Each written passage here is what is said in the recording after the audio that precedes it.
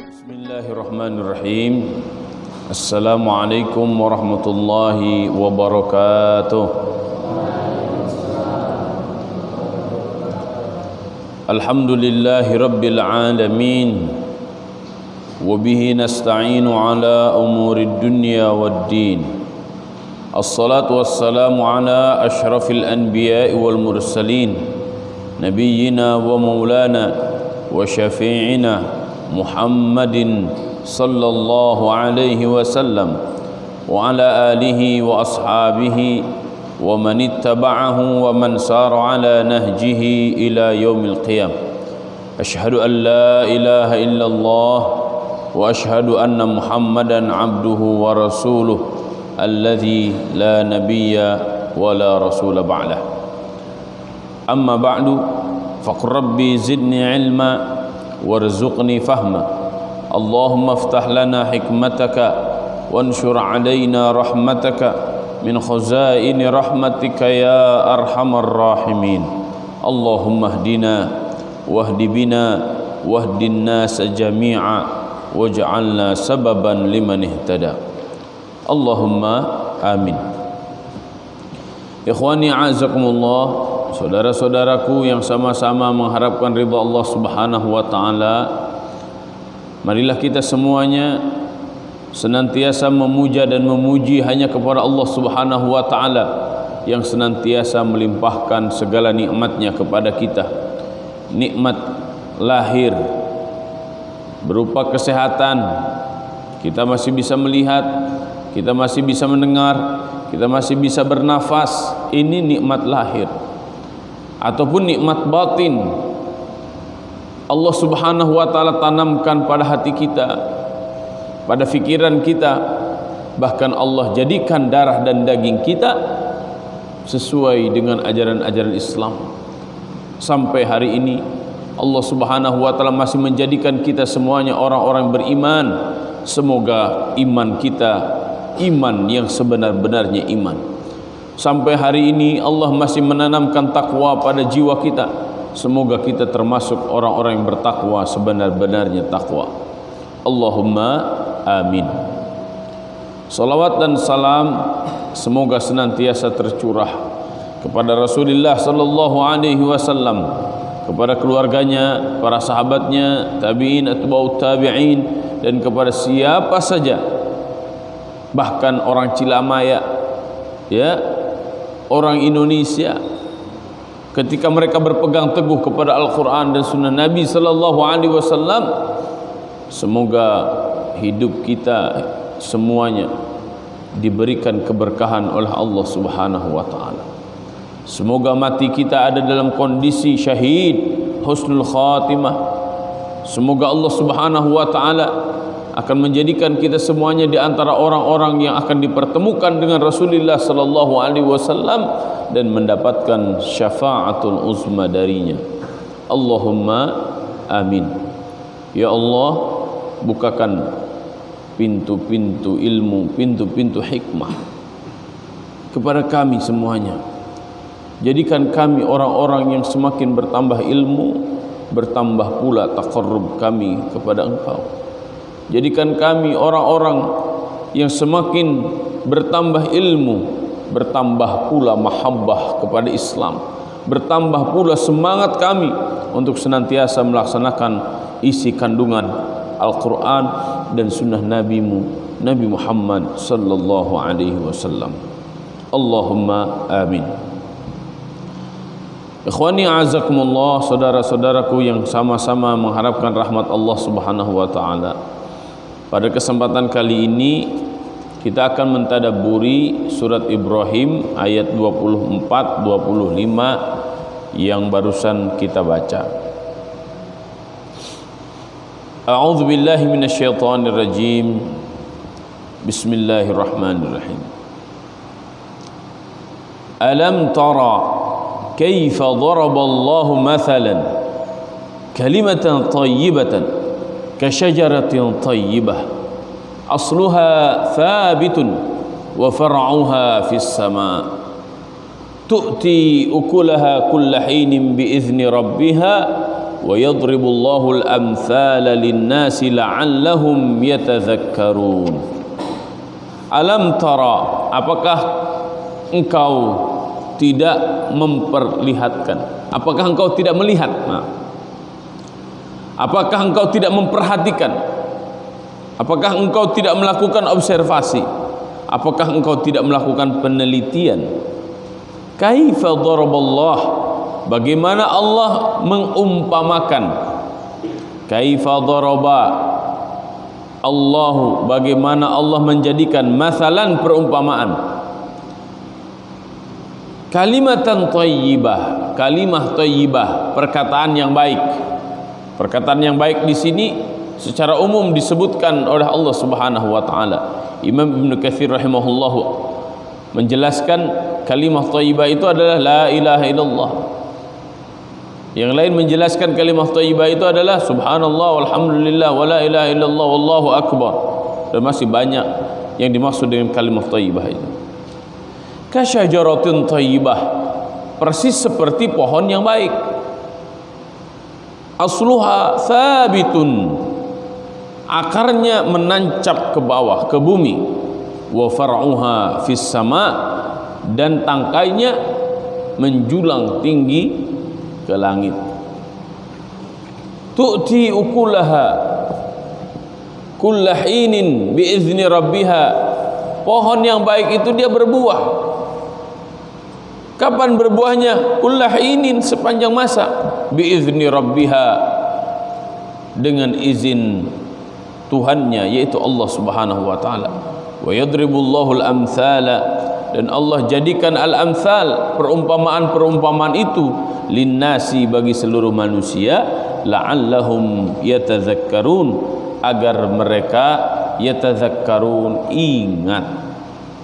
Wallahu a'lam bissawab.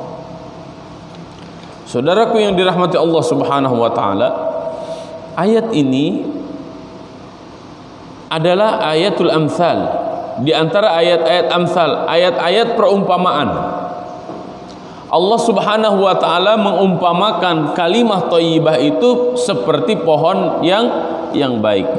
Kalimah thayyibah itu la ilaha illallah Muhammadur Rasulullah. Karena ini sebaik-baiknya kalimat. Ya, biha nahya wa biha namut, kita akan hidup berdasarkan dua kalimat syahadat ini, dan kita akan mati karena memperjuangkan dua kalimat syahadat ini. Orang yang memiliki pemahaman dan pengamalan terhadap dua kalimat syahadat yang baik, dengan baik dan benar, persis seperti pohon yang baik. Pohon yang baik di sini itu pohon apa? Al-Imam Ibnu Katsir rahimahullah taala menyebutkan, dan di dalam tafsir Al-Mukhtasar juga disebutkan, Al-Mukhtasar fi tafsir Al-Quran, disebutkan bahwa syajarah thayyibah, pohon yang baik itu adalah pohon kurma. Ya. Kenapa pohon kurma diumpamakan menjadi pohon yang baik? Ya karena memang pohon kurma itu akarnya menancap ke bumi, kemudian pohonnya menjulang ke langit, dan pohon kurma memberikan buah kapan saja.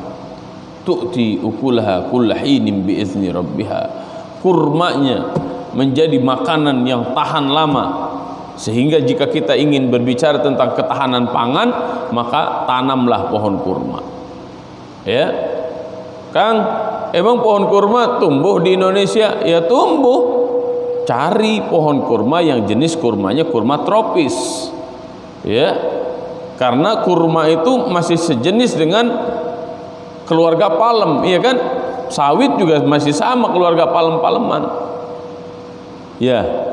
Tinggal sekarang adakah di antara kita yang fakar di bidang kurma? Buktinya apa? Di Chiang Mai, Thailand, terus dilakukan penelitian, terus dikembangbiakan, banyak sekali pohon kurma di Chiang Mai, di Thailand. Padahal Thailand hampir sama dengan kita, suhunya tropis. Di Indonesia sudah banyak yang melakukan penelitian, ternyata pohon kurma di Indonesia bisa tumbuh dan bisa berbuah jika tahu caranya. Ya. Baik. Kita lihat dulu bagaimana pohon kurma agar kita bisa melihat seperti apa kalimah thayyibah jika tertanam di hati kita. Pohon kurma, pohon yang cara menanamnya berbeda dengan yang lainnya. Orang-orang Arab jika menanam pohon kurma, maka biasanya mereka menanam kurma, biji kurma, kemudian menaruh batu di atasnya. Kenapa begitu? Agar pohon kurmanya terjaga, agar ketika pohon kurma itu tumbuh keluar tunasnya, dia memiliki akar yang sangat kuat, sehingga ketika akarnya sangat kuat, maka batu yang digunakan untuk menutupi biji kurma itu dengan sendirinya dia sundul, sehingga itu menunjukkan pohonnya tumbuh hidup dan kuat. Pohon kurma semuanya bisa digunakan, ya, bahkan buahnya yang sangat luar biasa. Maka Allah Subhanahu wa taala menjadikan pohon kurma ini sebagai perumpamaan orang yang memiliki keyakinan yang benar, dan keyakinan yang benar itu kuat tertanam pada dirinya. Orang ketika telah mengatakan asyhadu an la ilaha illallah wa asyhadu anna muhammadar rasulullah, maka dalam situasi dan kondisi seperti apapun dia akan senantiasa dirinya mendekatkan diri kepada Allah Subhanahu wa taala. Dia akan dekatkan dirinya kepada Allah Subhanahu wa taala. Walaupun memang hari ini orang dengan orang yang lain ada istilah social distancing. Wah, ya. Jaga jarak.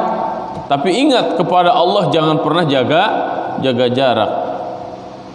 Enggak apa-apa manusia orang dengan orang jaga jarak, saling berjauhan 1 meter, tapi jangan pernah menjauh dari Allah Subhanahu wa taala walaupun hanya 1 meter. Sudah mah kita dalam kondisi sudah mah kita dalam kondisi sulit hari ini, malah mau menjauh dari Allah Subhanahu wa taala, maka rugilah orang-orang yang seperti itu. Kenapa seperti itu? Kita perhatikan. Orang-orang Arab zaman dahulu disebut dengan orang Arab jahiliyah. Ya. Enggak ngerti banyak hal. Disepelekan oleh banyak orang. Dianggapnya Allah orang Arab. Bahkan sampai sekarang orang-orang bodoh menyebutnya kadal gurun.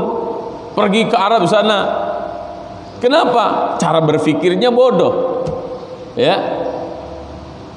Persis mungkin orang-orang yang seperti itu bodohnya melebihi orang-orang Arab jahiliyah zaman dulu. Tapi lihat ketika orang-orang Arab jahiliyah itu mengucapkan 2 kalimat syahadat, asyhadu an la ilaha illallah wa asyhadu anna muhammadar rasulullah.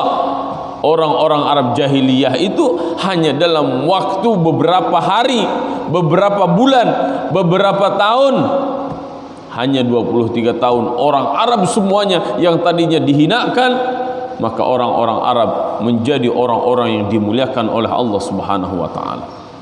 Ya. Hamba sahaya tadinya ketika mereka mengucapkan asyhadu an la ilaha illallah wa asyhadu anna muhammadar rasulullah, maka langsung pada detik itu juga mereka dimuliakan oleh Allah Subhanahu wa taala. Ya. Abu itu Abu Sofyan, Abu Lah, segala macam banyak abu yang gak jelas tuh. Mereka mengucapkan asyhadu an la ilaha illallah wa asyhadu anna muhammadar rasulullah, maka mereka langsung dimuliakan oleh Allah Subhanahu wa taala. Orang-orang Arab yang tadinya terus berperang satu dengan yang lainnya, antar suku dengan suku, antar kampung dengan kampung, antar daerah dengan daerah, ketika mereka mengucapkan asyhadu an la ilaha illallah wa asyhadu anna muhammadar rasulullah, aman semua kampung, aman semua suku, tidak ada lagi pertumpahan darah di antara mereka. Tuh, itu orang-orang Arab. Orang-orang Arab yang tadinya nggak ngerti Indonesia karena mereka memiliki tauhid asyhadu an la ilaha illallah wa asyhadu anna muhammadar rasulullah, maka mereka menjadi bangsa yang terus menyebar ke seluruh penjuru bumi. Betul? Islam masuk ke Indonesia yang pertama kali masuk ke daerah Baros, Sumatera. Baros itu di antara daerah penghasil kapur barus yang sangat terkenal. Bahkan konon kabarnya Fir'aun muminya dari kapur barusnya orang-orang Baros. Itu Fir'aun. Hebat berarti. Orang-orang kita sudah menjalin hubungan kerjasama secara internasional. Orang-orang Arab datang ke Baros. Ingat, bukan untuk bisnis saja, akan tetapi untuk menyebarkan agama. Maka mereka sangat dihormati oleh bangsa-bangsa yang lain. Lihat orang-orang Arab, karena dengan dua kalimat syahadat mereka mampu mengalahkan Romawi, mereka mampu mengalahkan Persia. Para sahabat menyebar ke semuanya. Lihat Umar ibn Khattab radhiyallahu an, yang tadinya keras luar biasa, mengucapkan dua kalimat syahadat menjadi mulia dengan Islam. Ya, semua manusia. Lihat bagaimana Konstantinopel, tempat bersarangnya orang-orang Nasrani, menebar fitnah, menebar kejahatan kemana-mana. Datanglah generasi demi generasi Islam yang akhirnya Konstantinopel dibebaskan oleh Muhammad Al-Fatih.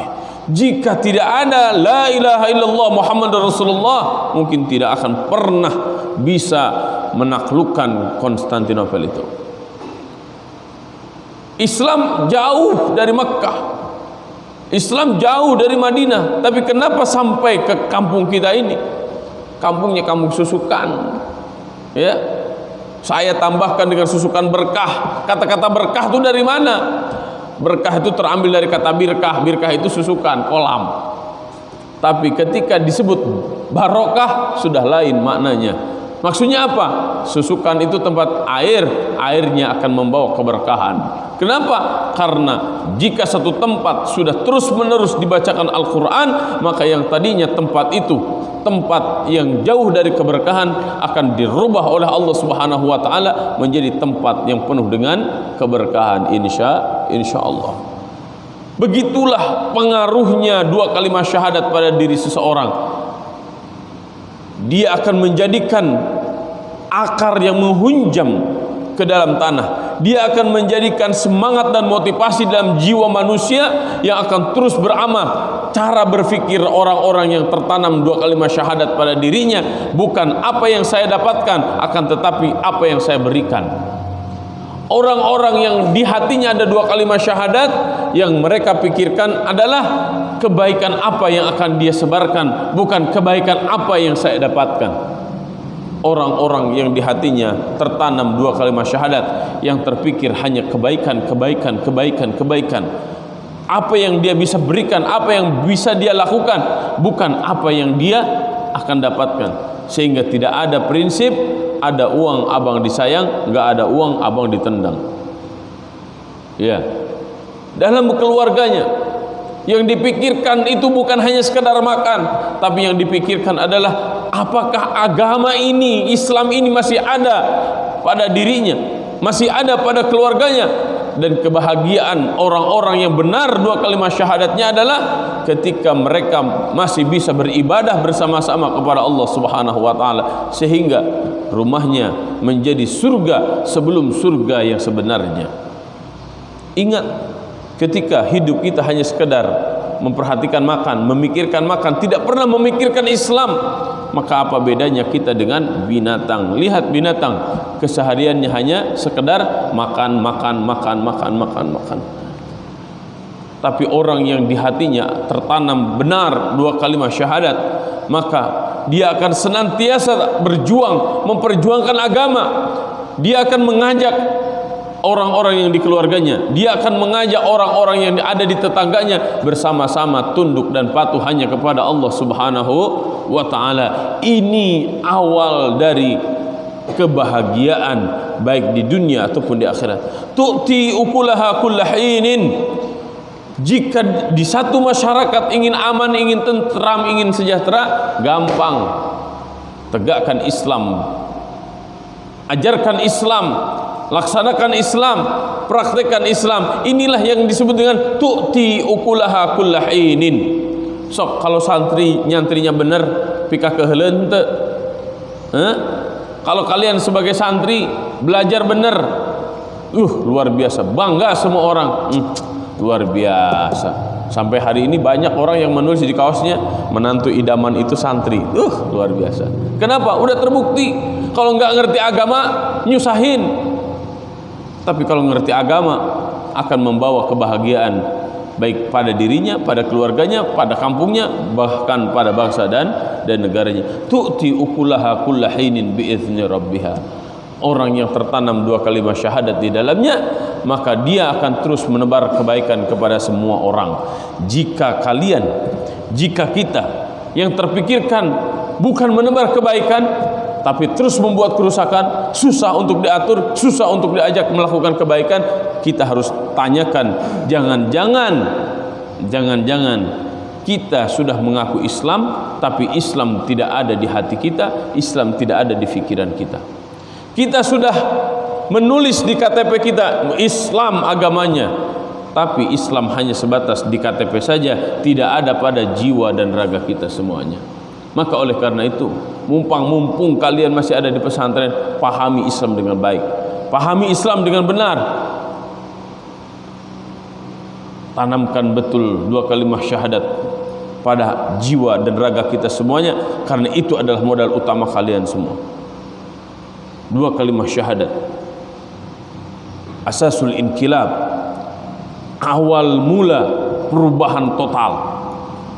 Jika 2 kalimat syahadat sudah tertanam, maka kita akan menemukan sosok siapa yang berkata kepada Rustum ketika ditanya, kenapa kalian memerangi kami, kenapa kalian melawan kami, orang-orang Persia? Masih ingat cerita siapa itu? Siapa? Masih ingat? Kelas 9, baru kemarin sudah saya sampaikan.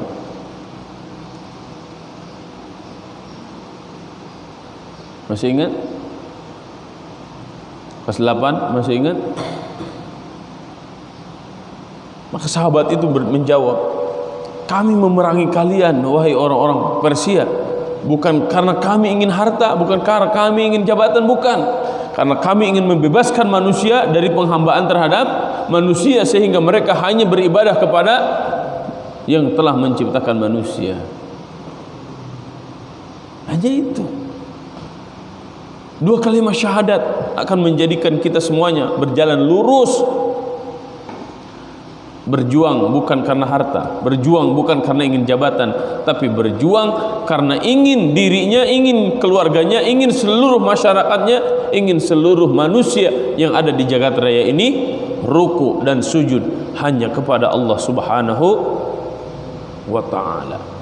Inilah teori dasar bagaimana caranya kita membangun negara ini menjadi negara yang baldatun thayyibatun wa rabbun ghafur. Oleh karenanya para founding father kita, para pendiri negara kita menjadikan sila pertama dalam Pancasila itu adalah ketuhanan yang Maha Esa, bukan keuangan yang Maha Kuasa. Karena jika keuangan yang Maha Kuasa, negara kita kondisinya akan seperti ini, yang kaya makin kaya, yang kaya makin berkuasa. Tapi jika sila pertamanya ketuhanan yang Maha Esa, maka pasti sila-sila berikutnya akan bisa ditegakkan. Di antaranya kesejahteraan bagi seluruh masyarakat Indonesia, kesejahteraan bagi seluruh rakyat Indonesia akan bisa ditegakkan jika sila yang pertamanya sudah ditegakkan, yaitu ketuhanan yang Maha Esa. Karena sejatinya ketuhanan yang Maha Esa itu terambil dari 2 kalimat syahadat. Asyhadu an la ilaha illallah wa asyhadu anna Muhammadar Rasulullah. semoga kita semuanya termasuk orang-orang yang terus ingin mengkaji, ingin mengamalkan, ingin memperjuangkan dan ingin mendakwahkan dua kalimat syahadat, dan semoga kita semuanya siap hidup dan mati karena melaksanakan, mendakwahkan dan memperjuangkan dua kalimat syahadat. Miftahul jannah la ilaha illallah, miftahul jannah la ilaha illallah. Kunci surga itu adalah la ilaha. Maka jangan pernah ragu untuk terus memegang kunci surga jika kita benar-benar ingin masuk surga. Demikian yang bisa saya sampaikan. Semoga Allah Subhanahu wa taala jadikan hidup kita penuh dengan keberkahan, mati kita ada dalam kondisi husnul khatimah, dan semoga kita semuanya kelak akan dikumpulkan oleh Allah Subhanahu wa taala di surga Firdausil A'la. Allahumma amin. Allahumma amin. Allahumma amin. Wa sallallahu ala nabiyyina Muhammadin wa ala alihi wa ashabihi ajma'in. Wallahu a'lam bis-shawab. Wallahu al-muwaffiq ila aqwamit thariq. Wallahu ya'khudhu bi aydina ila ma fihi khairun lil Islam wal muslimin. Hasbunallah wa ni'mal wakil. Ni'mal maula wa ni'mal nasir. Nasrun minallah wa fathun qarib. Subhanakallahumma wa bihamdika nashhadu an la ilaha illa anta nastaghfiruka wa natubu ilaik. Wassalamu alaikum warahmatullahi wabarakatuh.